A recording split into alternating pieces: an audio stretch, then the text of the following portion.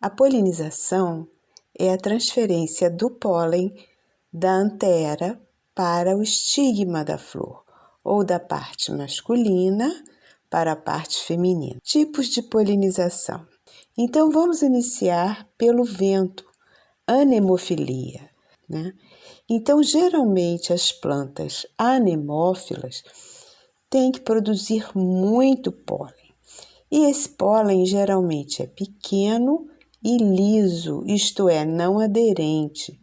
Com isso, ele consegue ser carregado mais longe e atingir então uma outra planta que, se estiver fértil, vai ser polinizada. A desvantagem é que geralmente esse pólen atinge no máximo um raio de 100 metros. A maior parte cai no solo, então novamente a planta tem que produzir muito pólen para que este atinja a parte feminina da outra planta. Geralmente ele é eficiente quando você tem as espécies bem próximas, formando uma população, e geralmente em áreas abertas, porque em floresta as outras árvores vão impedir esse deslocamento do pólen.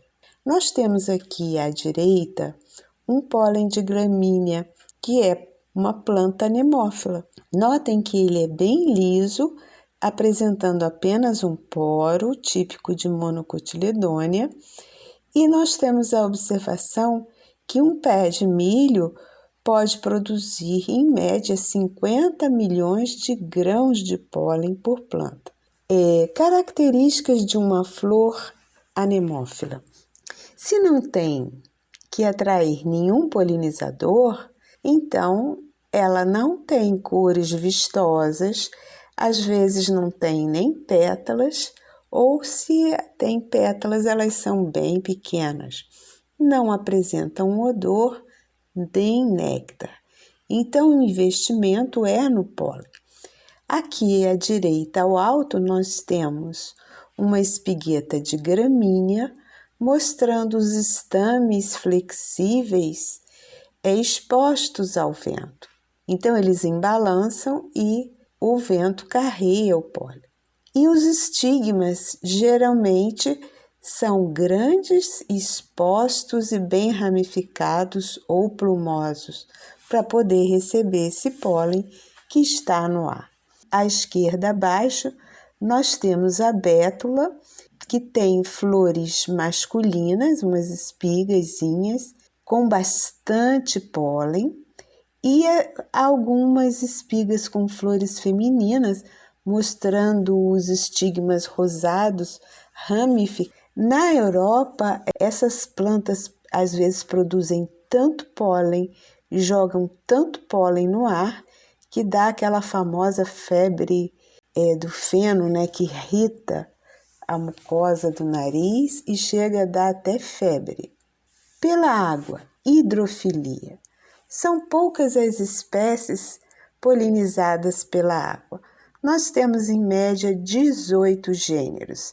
Aqui embaixo nós temos uma foto da Vallisneria, que é uma planta submersa e que ela só coloca a flor feminina e a masculina na superfície da água quando ela está na fase fértil. À direita nós temos um esquema dessa flor feminina e da flor masculina.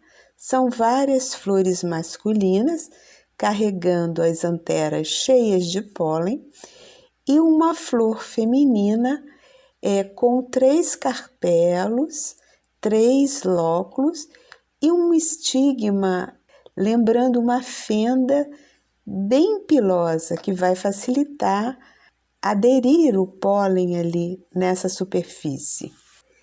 Pelos insetos, que a gente chama de entomofilia, sendo que as abelhas correspondem ao maior grupo de polinizadores de várias espécies. Então, é o grupo mais importante. Nós chamamos de melitofilia. Geralmente o pólen serve para alimentar as larvas e o néctar alimenta e adultos. Características de uma flor melitófila. Ela apresenta odores adocicados, geralmente esses odores lembram um pouco mel. As flores vão de azul a amarelas, então a abelha enxerga bem essa faixa, né? E enxergam também o ultravioleta, mas não enxergam o tom de vermelho, que é mais característico para aves. As flores geralmente são tubulosas, deixam um néctar no fundo desse tubo e tem pétalas que indicam a posição desse néctar no fundo do tubo da corola. São as chamadas guias de néctar. Algumas têm uma plataforma de pouso. As orquídeas apresentam essas plataformas bem nítidas. A abertura, o ântese, é diurna e a flor libera pouco néctar, porque na verdade a abelha é um animal de pequeno porte. Se você comparar com um morcego, né, ou uma ave, eles vão precisar de uma quantidade maior de néctar e com uma concentração maior de açúcar. Nós temos que ter em conta que os insetos e as flores, eles sofreram um processo de coevolução, porque eles apareceram mais ou menos ao mesmo tempo. Então, eles foram se adaptando uns aos outros. Continuando aqui, nós temos um exemplo à direita acima, de uma flor tubulosa da abóbora masculina. A abóbora tem flores masculinas e femininas. A flor masculina, notem que no fundo do tubo tem várias abelhinhas já começando a coletar o pólen. Então, essa flor tubulosa é uma estratégia, nem todos os insetos vão chegar lá.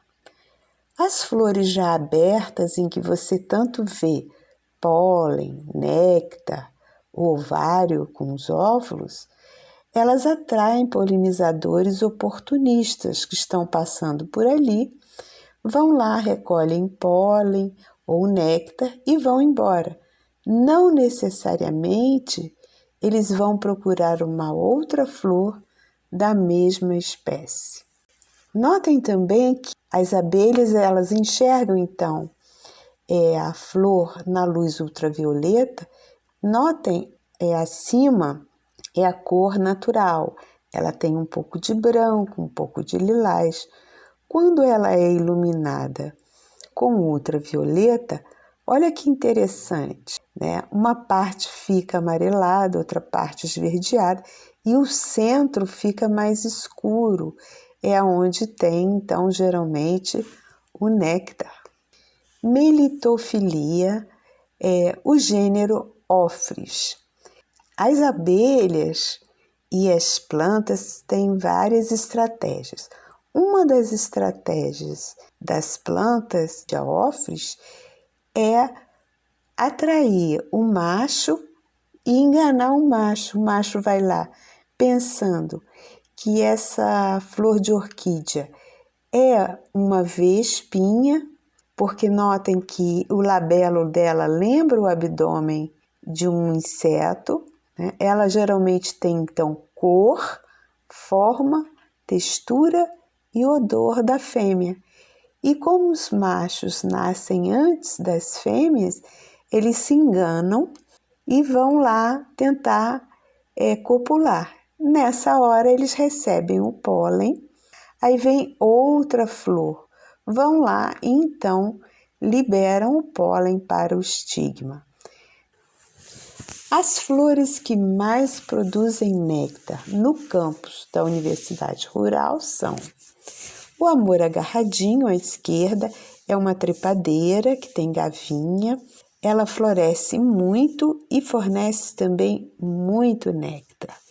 Então, quando as abelhas têm essa planta em flor, geralmente elas se fixam um bom tempo nessa planta. O gênero Citrus, na foto do meio, que corresponde à laranja, a limão, a tangerina, elas apresentam um cheiro muito agradável e atraem também bastante abelha. Só que o gênero Citrus, ele floresce muito e num tempo curto. Então, você tem um período muito curto de floração.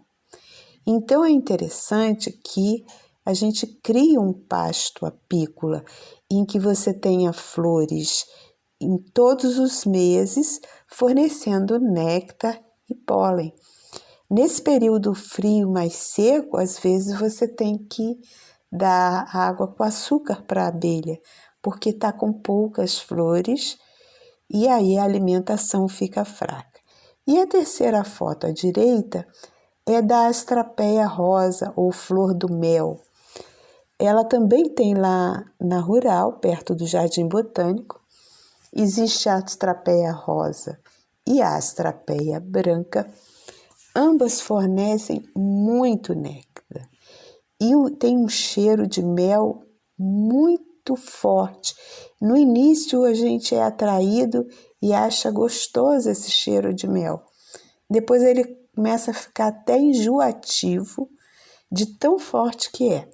E as abelhas ficam circulando ali o tempo todo. Nós temos aqui também algumas outras espécies, como o girassol. O girassol fornece mais pólen. Nós temos depois um maracujá. O maracujá fornece pólen e néctar. A parte mais bonita do maracujá, na verdade, são estames fora de função, né? São os chamados estaminódeos. Eles atraem a abelha para a flor do maracujá. E então tem os 5 estames que ela vai carregar o pólen. À direita nós já temos uma abelhinha com as curbículas cheias de pólen. Embaixo à esquerda, uma abelha recolhendo pólen numa flor de margarida. No meio nós temos, acho que é uma leguminosa, e também a abelhinha já está com a curbícula cheia de pólen. Essa flor é um pouco mais difícil de recolher o pólen, mas a abelha conseguiu. E à direita nós temos o morrão de candeia, é uma planta da família da mamona, Euphorbiaceae, e dá um mel muito bom, que é o mel de morrão de candeia. Só que a gente plantou na área apícola, mas ela não permanece. Então, quando você olha, ela está em todos os lugares, menos no ponto que você plantou. Continuando com a entomofilia, nós vamos ver então borboleta, que a gente chama de psicofilia, e mariposas, falenofilia. Ambas possuem características muito semelhantes das flores polinizadas por abelhas, mas nós vamos falar mais das mariposas, que têm um hábito noturno. As borboletas já têm um hábito diurno. Quais são as características de uma flor que abre à noite? Ela não precisa ter um colorido forte, vibrante, né? Geralmente, então, as flores são esbranquiçadas ou pálidas. O odor adocicado é forte, né? Geralmente emitido ao anoitecer. A corola também é longa e estreita ou tem um esporão na base, né? Por onde goteja o néctar. Então, só insetos com esse aparelho bucal muito longo, nessa trombinha que nós chamamos probóscide, é que conseguem capturar esse néctar. Aqui nós temos à direita, acima, a mosca. Notem que ela já está com o dorso cheio de grãos de pólen, só que ela é atraída por flores que têm um cheiro desagradável, né? Semelhante a carniça ou fezes. E a cor da flor é uma cor mais vinho, como se fosse uma carne passada. Existe uma árvore muito bonita chamada Esterculia fétida. No Flamengo tem uma rua das palmeiras que tem essa árvore. A flor dela é roxa e parece um veludo de tão bonita que é. Só que o cheiro é desagradável. Então, uma vez deu na reportagem que as pessoas que moram nessa rua estavam reclamando dessa árvore. Mas ela floresce, acho que um mês e meio só. Nós chamamos de miofilia. Aqui embaixo à esquerda, nós temos uma foto, principalmente no meio, que é de uma polínia. Polínia é um conjunto de pólen em massa úmida. Então, ele não é feito um pó seco que é disperso. Então, a família da orquídea tem polínia, a família Apocynácea tem umas espécies que tem polínia. Notem, eu acho que é uma formiguinha. Olha a polínia presa na antena ou na cabeça dela. Ornitofilia. Geralmente são os beija-flores que são os representantes ornitófilos. Eles se alimentam do néctar, de algumas partes florais e de alguns insetos até que vivem nas flores. Geralmente as flores são maiores ou então são grandes inflorescências. A ave enxerga muito bem, mas tem um odor fraco.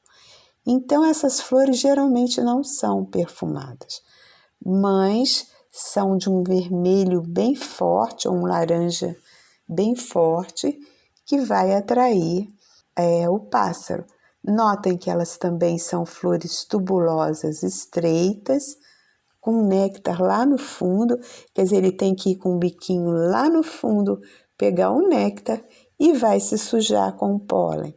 E depois, quando ele visitar uma outra flor, vai encostar a cabeça no estigma e fazer a polinização. Geralmente, eles têm um metabolismo altíssimo, então eles precisam de muito néctar.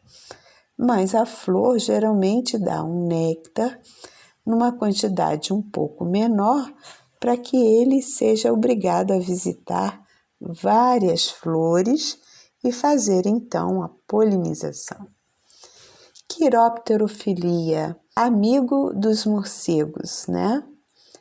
Nós temos então um quarto das espécies de morcego usam néctar como uma fonte de alimento.